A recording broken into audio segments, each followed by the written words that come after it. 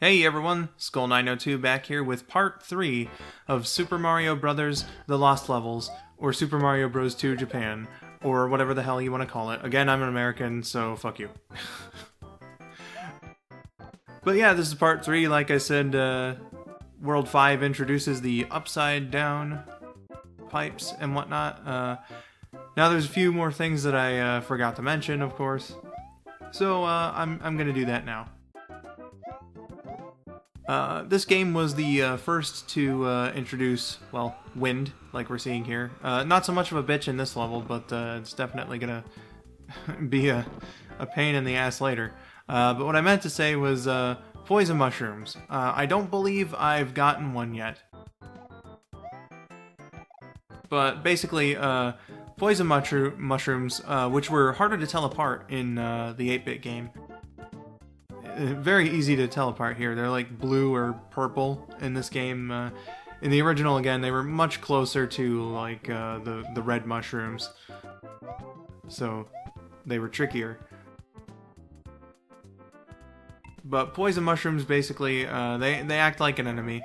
If Mario or Luigi consumes one, he'll take a hit, and that means death if you're small, like I am right now, or losing a power-up if you had a power-up. So definitely be on the lookout for those. Again, in All-Stars, they make them much more obvious. So at least that's something. Now, in terms of graphical changes, Lost Levels is the first game, like speaking of mushrooms, actually, to sort of introduce the whole faces on everything aesthetic that Mario has gained over time. So everything from hills to clouds, and this was the first game to put the eyes on the mushrooms and whatnot. There's a poison one right there. Do not grab it. It's not good. They even put it in the demo mode, actually, to demonstrate to players that that mushroom is it's no good. It's not the kind that makes you feel happy or anything like that. It's a bad drug. It's a bad drug. Do not do poison mushroom. And there's my PSA for you all for this holiday season. My gift to you all for Christmas is don't do poison mushroom.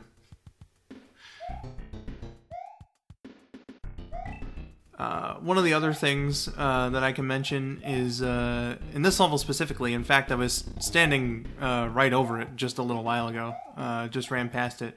There are 11 warp points in this game.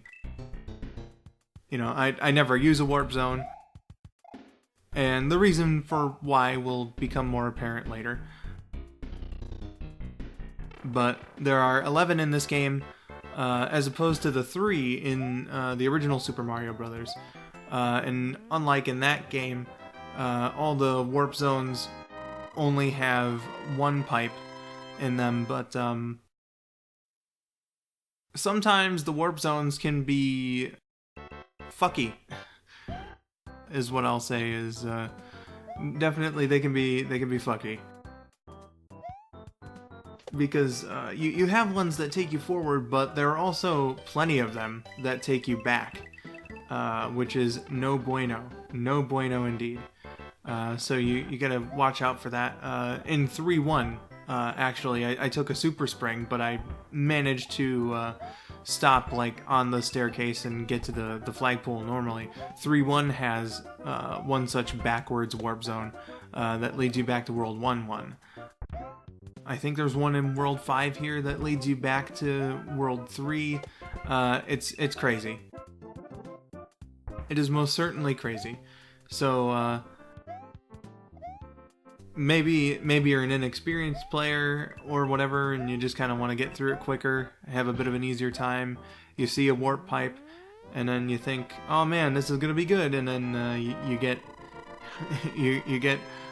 go back to World 1 or whatever. At least for the World 1 thing, like, that pipe at least has a pit next to it, so you can, end your misery earlier. Obviously not the optimal choice if you're about to get a game over, but since these games have infinite continues anyway, I guess it really doesn't matter. Fireworks work differently in this game as well. In the original Mario Bros, it was like fireworks would go off if your timer ended on a 1, 3, or a 6. And the amount of fireworks would depend on that number. So if you had 1, you would get 1. If you had 3, you would get 3. And 6 would equal 6. In this game, it's if your coins are a multiple of... Oh, sorry. I'm thinking about something a little different. If the last digit of the timer matches the last digit of your coin counter, then you'll get fireworks. If it's an odd number, it'll be 3 fireworks. If it's an even number, you'll get 6. So that's pretty interesting. With the multiple of 11, if it matches the last digit on your timer, so 11, 22, 33, and so on, then you'll get a 1-up at the flagpole. And this was the first game to have 1-ups at the flagpole. So, for all the criticism that this game gets, and a lot of it's fair, definitely. This sure introduced a lot of stuff to the Mario franchise, I'll say. So it's a bit interesting in that respect, for sure. For absolutely, positively sure, it's an interesting one like that. I have to make a correction, by the way. Just a minor one. I was wrong about the game. Why do you do this to me? That's what I said in the when I was recording this. God. Again, like, fire flowers are such a luxury in this game. They do not come across very often. God, that would have been so useful. But anyway.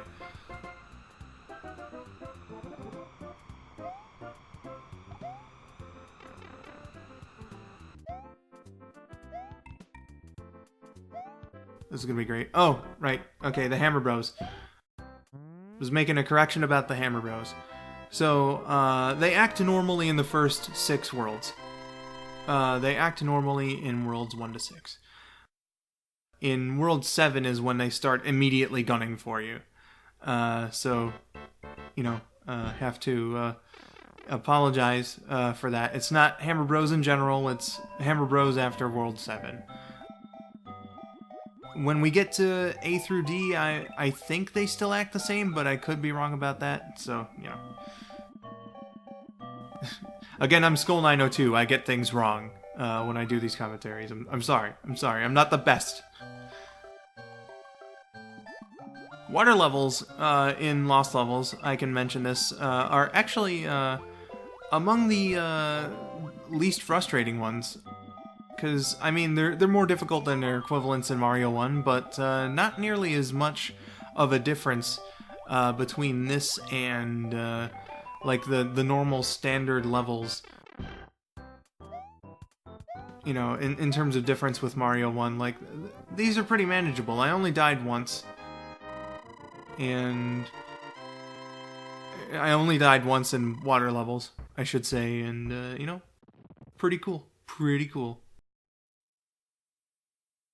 As we get on to 6-3 now, and this was a level that, if I'm not mistaken, gave me a shit ton of trouble. Though a lot of them did. Let's be fair here. As we get on to 6-3, I can mention just one more thing about the water levels. Something that I wanted to bring up in part 1, but, sometimes I just forget. Don't get all the details and everything. I'm so sorry.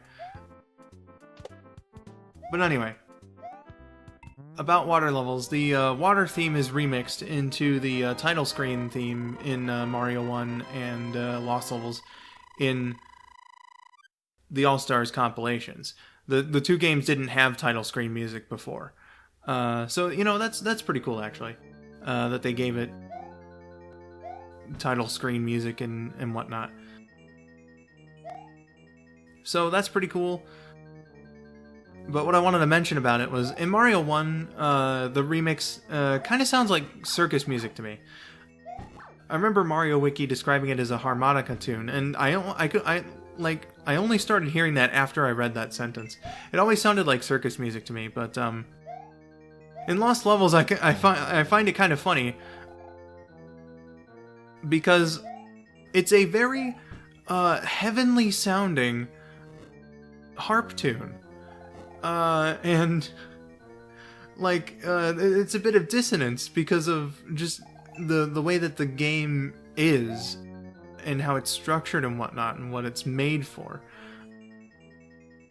So I find that kind of funny that the game gives you a bit of bliss before it just throws a fuck ton of hell at you.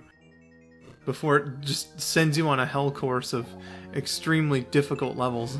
That was pretty tight, actually. That was very clutch. Luigi the Clutch Master. I'm not naming the title that. But, you know, just a bit of bliss before they throw you through hell. And, again, I find that really funny and interesting.